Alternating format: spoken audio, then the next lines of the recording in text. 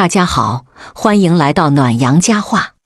儿媳妇突然把冰箱里的东西全部砸到地上。专家都说了，过夜柠檬有毒。你这么多过夜的东西，是想要毒死我们全家吗？我默默捡起地上摔破的鸡蛋和柠檬，还有各种碎了的调味酱。他看到我捡，又一脚踩在柠檬上。死老东西，真是越老越不听人话，不干人事儿了啊！我知道他在借题发挥，归根结底是我刚才没有支付孙子出去春游的300块钱。孙子一放学，老师就在群里大家，下个星期我们全班同学集体出去春游，由于需要包大巴车，还要支付景区门票以及中餐费用，所以需要每个孩子收费300元。我看到了，当时我正好头痛犯了，眼睛看东西都是雾影重重，我就没交。我想着就300块钱而已，我不交刘娟她自己也会交的。没想到她却捏着手机看我，赶紧交钱啊！你看看别人家长都交了。我有些茫然，立马脱口而出，就300块钱，你自己先交一下。我现在头痛得厉害，先躺一会儿，晚点我给你救市。这句话好像一根引火线，瞬间就点燃了他那个炸药桶。放你妈的狗屁！为什么要我交？交了你还能给我？当我是3岁小孩，好骗吗？头痛得更厉害了，我忍不住反驳了他一句：你是他妈，你交一下不应该吗？他指着我的鼻子大叫：我是他妈没错，但是他又不跟我姓，他姓陈，是你们老陈家的孙子，所以凭什么我出？你也知道就300块钱啊！这么不自觉还要我来催，真是越老越不懂事儿，越活越回去了吧。我真的很难受，平时陈浩的各种开销都是我出，大到幼儿园的学费和补习班，小到平时的玩具零食，什么都是我出，什么都是我买。可明明我只是一个奶奶，现在我突然就不想出这300块了，凭什么？他只是我的孙子而已，我没有义务什么都给他交。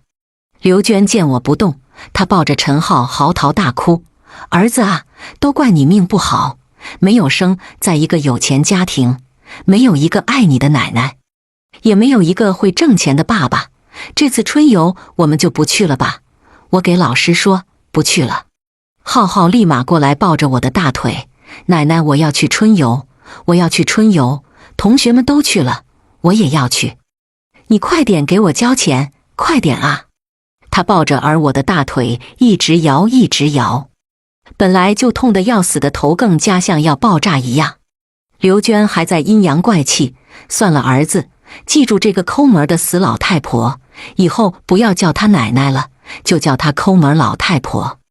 头实在痛得受不了，我摸索着找到2颗分，必得吃了下去。也不想去管陈浩了，倒在床上就睡。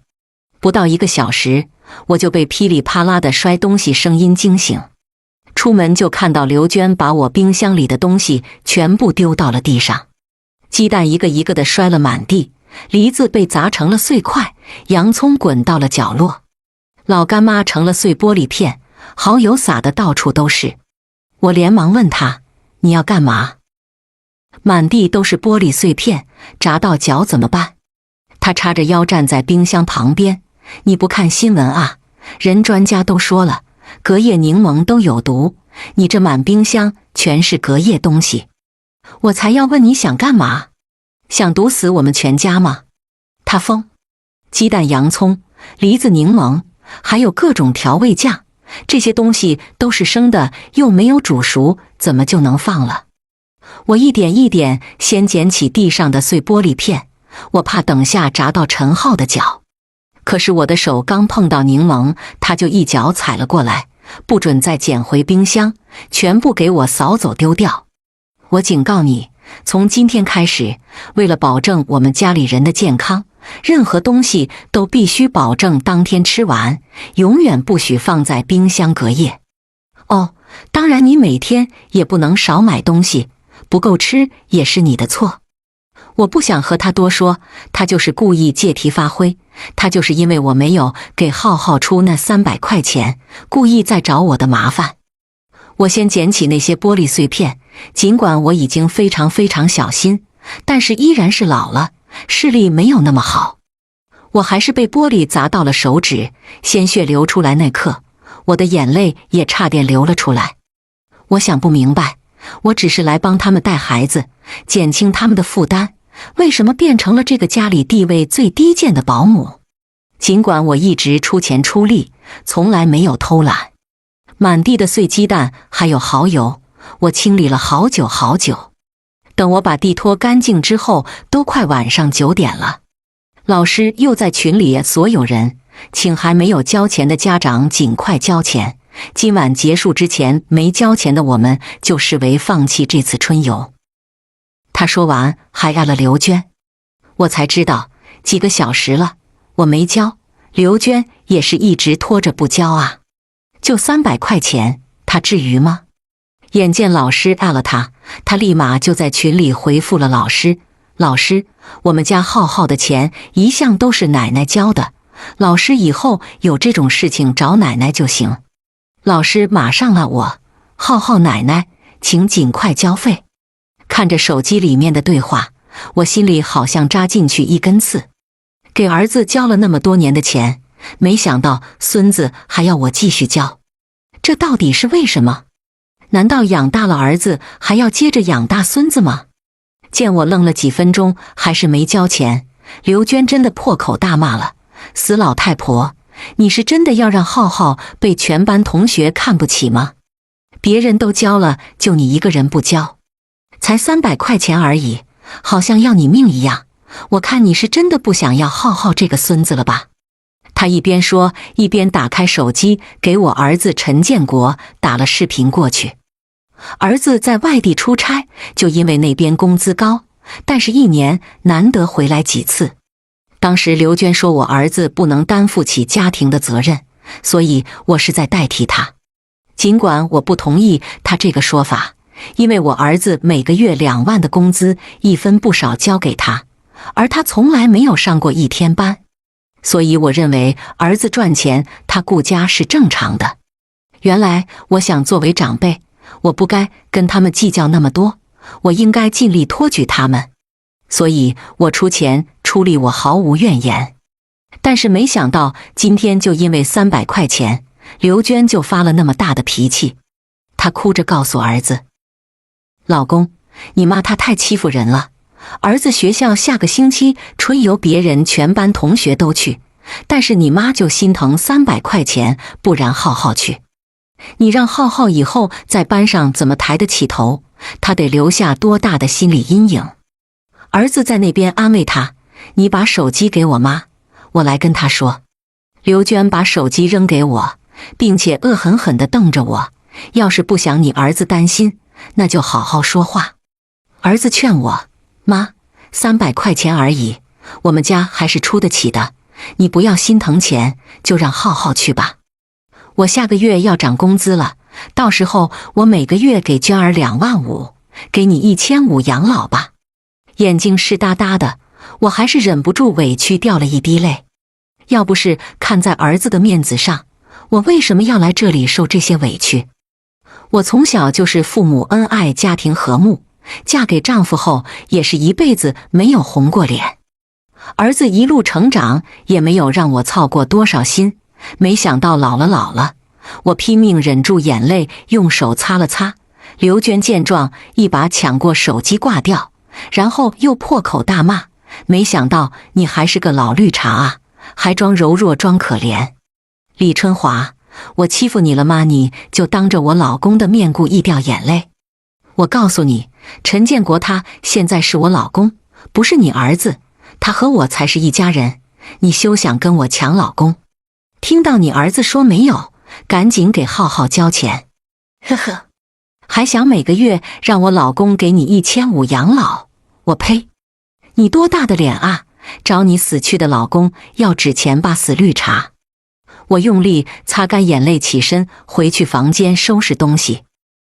我受够了，跟刘娟住一起5年，我无时无刻小心翼翼做人，可还是得不到刘娟的善待。我不想继续在这里委屈下去，我不住这里了，我回去就是，我又不是没地方住。刘娟跟着进我房间，看我在收拾东西，她然暴跳如雷：你要干嘛？你什么意思？离家出走威胁我？你这个死老东西，你60岁了不是6岁，还玩这套欲擒故纵。我告诉他，从现在起，我不帮你带孩子了，我也不跟你住一起了，你想怎么样就怎么样，都跟我没关系。他拿出手机拍下我收拾东西的视频，发到了浩浩的家长群，大家都来看看我家的老绿茶啊，就因为不想给孙子交300块钱，在家里闹离家出走的戏码。哈哈哈，笑死人了，大家说说这老东西是不是脑子秀逗了？家长群里安静如鸡，没有一个人说话。刘娟又说了，群里的爷爷奶奶，你们来帮我评评理，我给陈家生了大孙子，那这个大孙子的一切开销是不是就该陈家来出？这300块钱是不是该奶奶来交？好一会儿后，终于有一个家长说话了，我是妈妈，但是我孩子的钱我自己交，你自己生的孩子为什么要奶奶交钱？还这么理直气壮，真是离谱。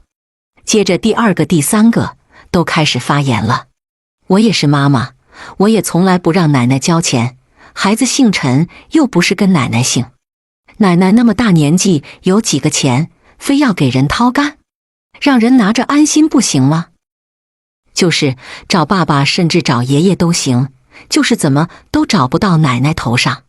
有一个奶奶语重心长地试图给刘娟讲道理，你现在是妈妈，几十年后你也会是奶奶，你想想，到时候你要是有这么个儿媳妇儿，你是什么心情？就是啊，现在的一部分年轻人就是3观不正，老人帮你是情分，不帮你是本分，你不能这么理直气壮。刘娟本以为大家都会支持她，没想到个个都在教育她，她气死了，直接在群里飙起了语音。你们这些人真是脑子有毛病，你们怎么不想想将来我还要给他养老呢？他现在不帮我，我将来凭什么给他养老？付出都是双方的，他又没有生过我，不给我帮衬，我凭什么给他付出？切，你这就是养老威胁。浩浩妈妈，你将来的儿媳妇儿也会这么对你的。就是啊，人家有儿子，人家用不着你养老，别整天搞养老威胁这套。我最见不得这种养老威胁了，能说出这种话的人，你就算付出再多，他将来也不会善待你的。刘娟气死了，反正10年看婆，10年看媳，他不帮我就休想我给你他养老。群里的其他家长啊，我老人家别委曲求全，儿孙自有儿孙福，随他们去吧。我感谢了他，他们说的没错，我也是这么想的。可是刘娟却不服气，我今天就当着所有家长的面把话放这里了，不是我出不起这300块钱，而是这300块钱必须奶奶出，没得商量。他要是不给这钱，我就让我儿子永远不会再叫他一声奶奶。我突然轻松了，他儿子这一声奶奶绑架了我5年，够了。我也在群里说了一句，大家也给我做个见证，从今天起，我不是陈浩的奶奶，他的一切都与我无关。感谢大家，我未发声，我退群了，谢谢大家。我很快地退出了家长群，这个本不该我进去的群。刘娟被那么多人教育了一番，气红了眼，捏着手机就给我砸过来。老绿茶，你很行啊，居然让那么多人来教育我，牛，你真牛。一阵刺痛后，鲜血模糊了我的眼睛。我摸索着门把手往外跑，我听到刘娟在癫狂的大笑，滚，滚远一点，有本事永远不要来找我，不要来找我老公，我看你一个老婆子能活成什么样。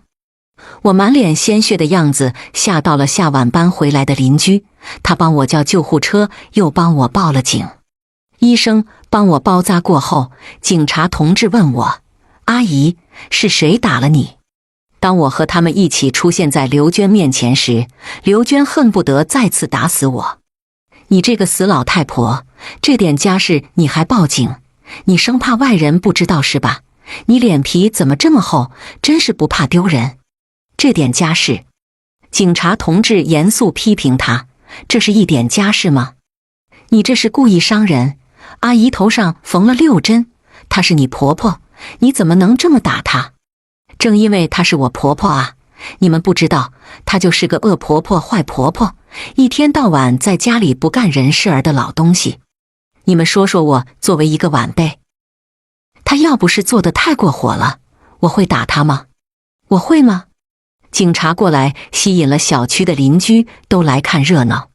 正好，我就当着所有人的面问他，既然你口口声声说我不干人事儿，那你就把我那些不是人事儿的事情说出来，让警察同志和邻居们评评理。邻居们也说了，阿姨说的对啊，你说她不干人事儿，那你就把那些事儿都说出了，让我们给你评评理，看看你到底打得对不对。不是，无论如何也不能打人啊，何况还是婆婆，居然还缝了6针，下多狠的手啊。一个年轻的姑娘说，那也不能这么说，有些老太太就是倚老卖老，仗着自己年纪大各种作妖，我们年轻人也不是活该受欺负的吧？也是，那就让她说啊，人老太太都说了，让她说，我们听着就是。我也一直看着刘娟，说，你说啊，你好好给大家说说，我到底是个什么样的恶婆婆。刘娟听到有人站在她那边，她立马挺直了腰杆。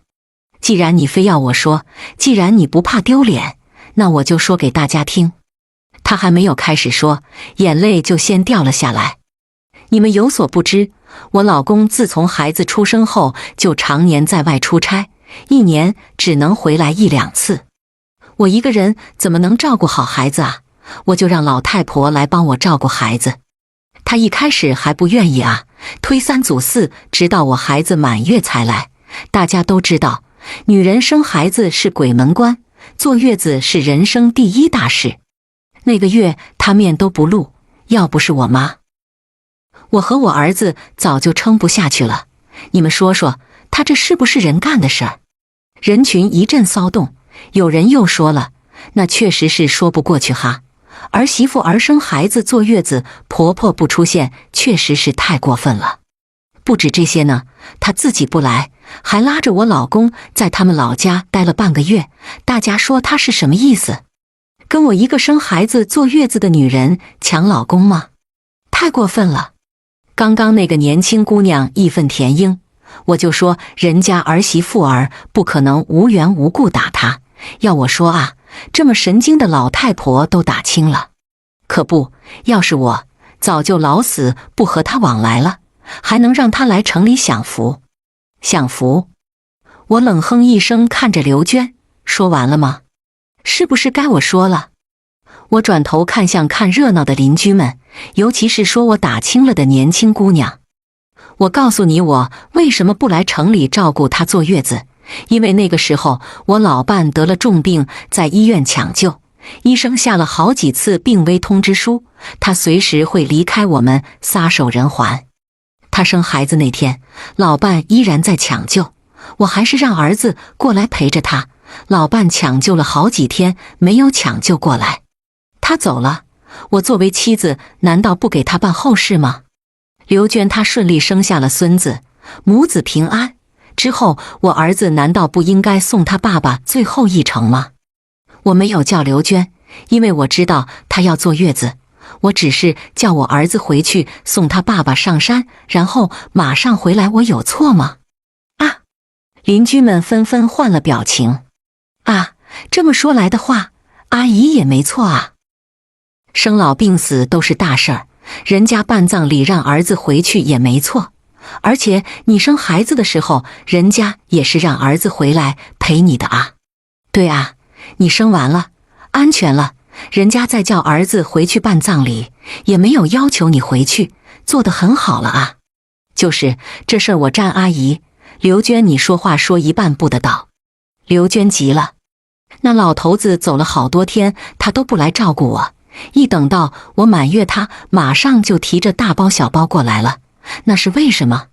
还不是最辛苦的1个月都是我妈撑过来了，他就打算直接过来享清福了。我直勾勾瞪着他，我为什么不来？你自己心里没点数吗？我当然有数，你就是不想来照顾我，就是想让我妈当牛做马。笑死了，明明是给你们陈家生的孩子，却让我妈来受罪，我永远过不去这关。我想一次就气一次。老东西，月子之仇不共戴天。月子之仇，他一直就记着那1个月，每隔一段时间就要拿出来说一次。每次我都默默听他说，我懒得和他吵。但是今天既然已经撕破脸了，我也要说。当初办完老伴的葬礼，我就说跟儿子一起回来照顾你，可你妈说我家刚死了人晦气，让我不准出现在你家，说我会带来不好的东西。她这么说，我怎么还敢来？要是你们母子真的有点什么事，我怎么能担待得起？邻居们都同情我了。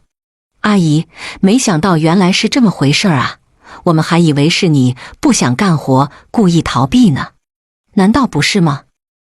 刘娟还不服气，我妈就算那么说，也是为我着想。你人不想来可以啊，但是你钱要来吧。我辛辛苦苦生一场，你1分钱没见到，凭什么？是啊，阿姨，怪不得你儿媳妇儿怨你，这种特殊时候你总是要给点钱的，要不然人心里不好想。就是我生孩子的时候，我婆婆给了我1万，我娘家妈也给了我1万。是啊，女人生孩子遭多大的罪哦，给点钱也是应该的。说到这里，我更好笑了。刘娟，谁告诉你我没给钱的？她瞪大了眼睛，你给没给钱我难道不知道？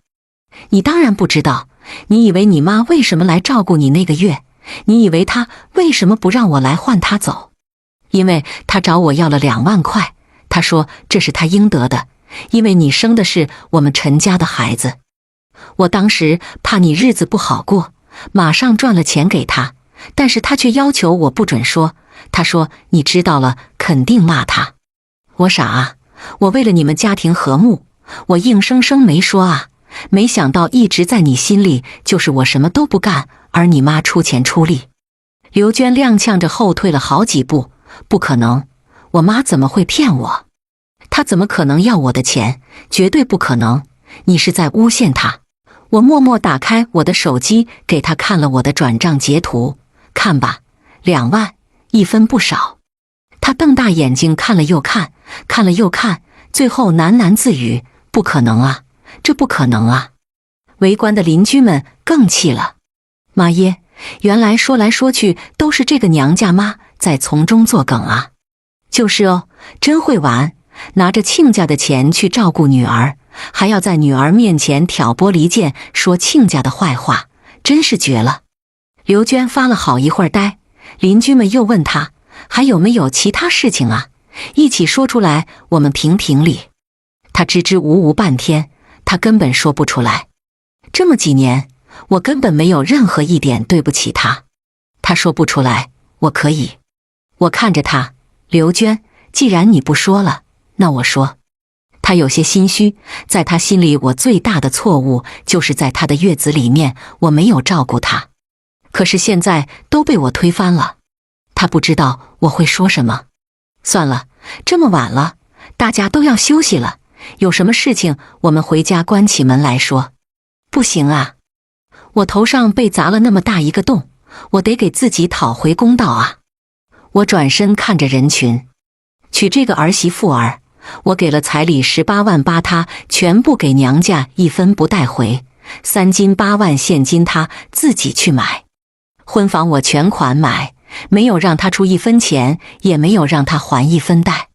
她怀上孩子开始，我每个月给1万营养费，坐月子给她妈2万，满月后她就戒了母乳，之后孩子一切的奶粉尿不湿全是我包，一直到孩子上幼儿园，她说孩子是给我家生的。她说我只有见过一个儿子，我的钱早晚都是他们的。好，我又答应了给他儿子出幼儿园每年2万的学费。我出钱出力，我任劳任怨，他娘家妈就每个月过来让我伺候几天，到他嘴里就成了他妈过来帮我带孩子，让我休息。说到这里，刘娟插嘴了：“你胡说，我妈本来就是来帮你的。”我胡说，家里有监控，你可以让大家看，哪次你妈来，不是躺在沙发上看手机，就是和你在房间里面说悄悄话，从来没有动过一次手，甚至连她的衣服都要我洗，你好意思说她来帮我的？刘娟脸越来越红，那她是我妈啊，她那么大年纪，我心疼她，不想让她干活很正常啊。人群里邻居看不过去了：“太过分了，你妈年纪大，婆婆就年轻了啊，你这就是双标，婆婆就该做到死，妈妈就该早点享福。”是啊，偏心偏得太狠了。刘娟往门里面缩了缩：“你们真是什么都不知道，那谁的妈谁心疼？我心疼我妈，陈建国还不是心疼他妈，每个月还给1000块零花钱呢。”我立马反驳：“是，他也是孝顺，可是每个月他前脚给我，后脚你就让我全部转给你，我花1分了吗？这么多年，我补贴的都是我自己的存款和我的养老金，我什么时候花你1分钱了？”警察同志问我了：“阿姨，那今天他打你到底是为了什么啊？”我指着家里的监控：“同志，你们看看就知道了。”警察同志让刘娟拿手机出来，她不敢拿，她撒谎。家里的监控坏了，早就坏了。警察同志大喝一声：“快点打开手机！”刘娟再不情愿，她也不能抵抗警察同志。同志们迅速打开监控看回放，刘娟终于低下了头。这时，儿子回来了：“刘娟，必须离婚！这么多年，你这么苛待我妈，我不可能还心无芥蒂地和你在一起。”结婚这么多年，刘娟从来没有受过这样的气，她当场甩手：“离就离，你以为我怕你？现在男人多女人少，老娘2婚照样收几十万彩礼。倒是你，陈建国，你还有几十万彩礼拿出来吗？而且我还要分走你的存款，你的房子，甚至我还要带走你儿子。”他是想多了。建国冷冷看着他：“房子是我妈婚前买的，你1分分不到，存款被你花的差不多，还有几个钱？我有稳定工作，你这么多年没上班，你以为法院会把孩子判给谁？”刘娟，别拿儿子威胁我，马上去离！刘娟一跺脚：“离就离。”她不想离，但是儿子铁了心，当场就要拉她去民政局。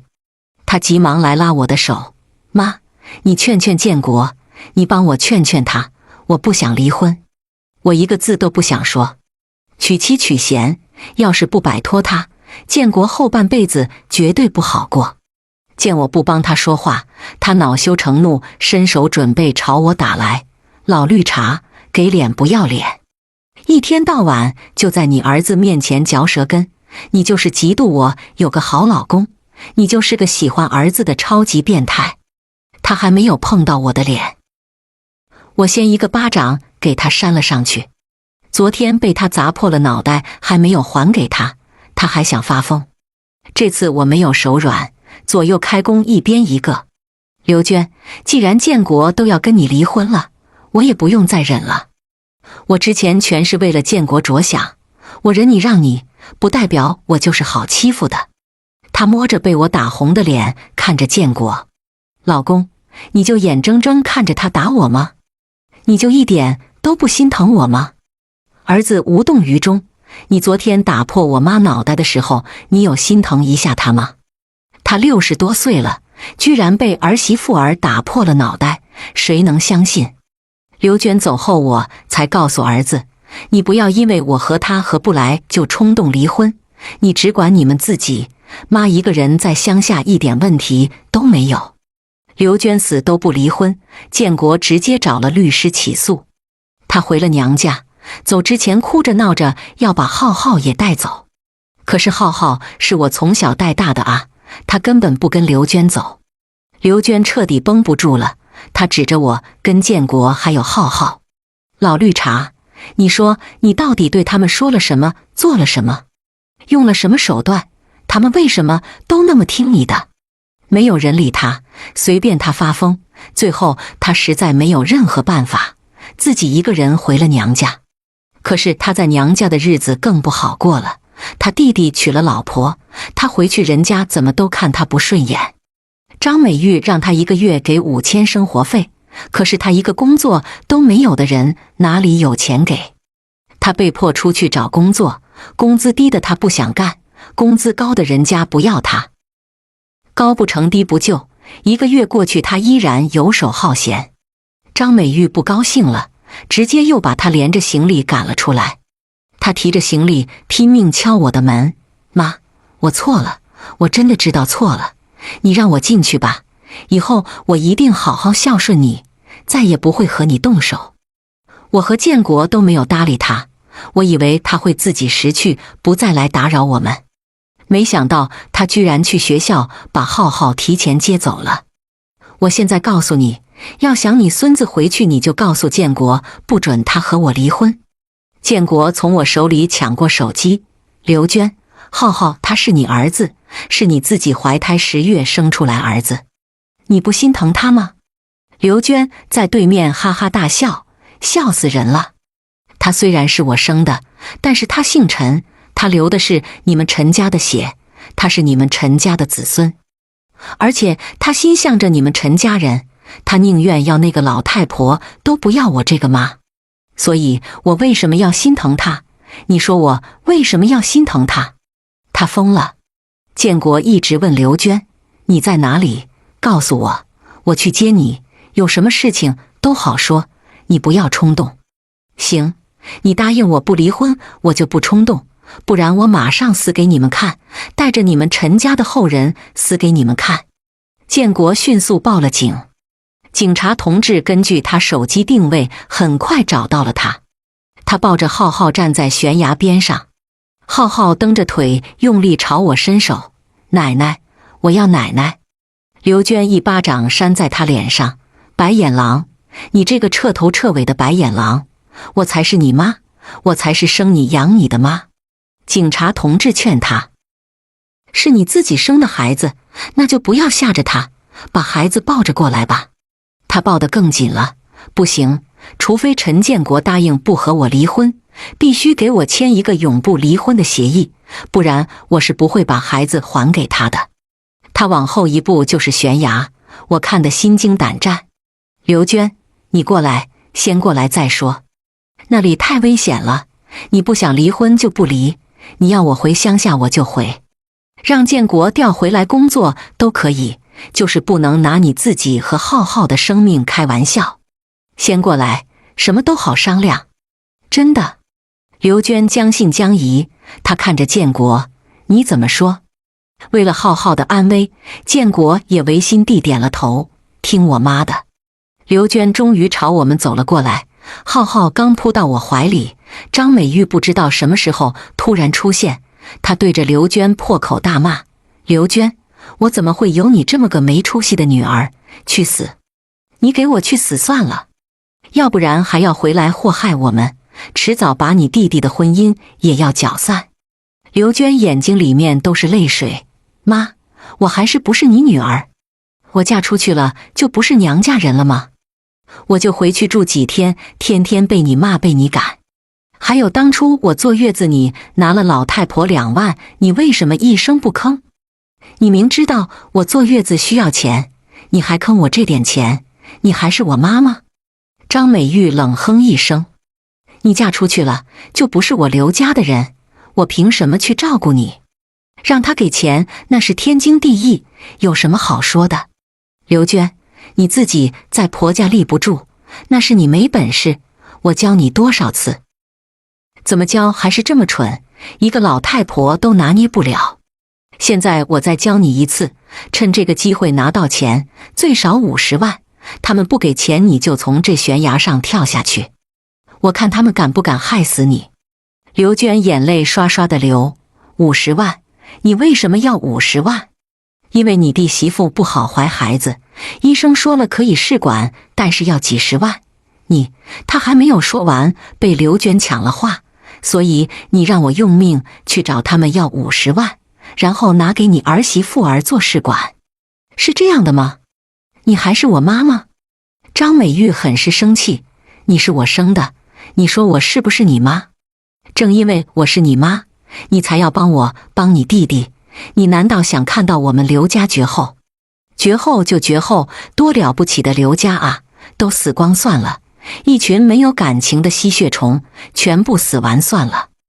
我是不可能帮你们要这些钱的，我就算有，也不会再给你们一分，去死，都去死！刘娟抱着头歇斯底里的大叫，张美玉气疯了，走过去就扯着她的头发。警察同志想上去拉，可他们是母女，互相扯着头发拉也拉不开，他们只能一遍又一遍说：住手，都住手，太危险了，这是悬崖边上，都住手，先过来再说。俩人一边打一边吵，最后张美玉一不小心踩到一块松动的石头，电光火石之间，任何人都没有反应过来，俩人一起扯着头发掉下了悬崖。不过几秒钟的功夫，俩人躺在石头上，惨不忍睹，四分五裂。刘娟和张美玉一起没了。建国申请把工作调回了本地，虽然工资比外地少了1/3，但是他可以每天下班看着浩浩辅导他的作业，我又继续带着浩浩上学放学，日子就这么一天一天过下去，直到儿子又找到一个贤惠的姑娘。只要他们真心想过日子，我依然会全力托举他们。人啊，就是要将心比心，就是要真心换真心。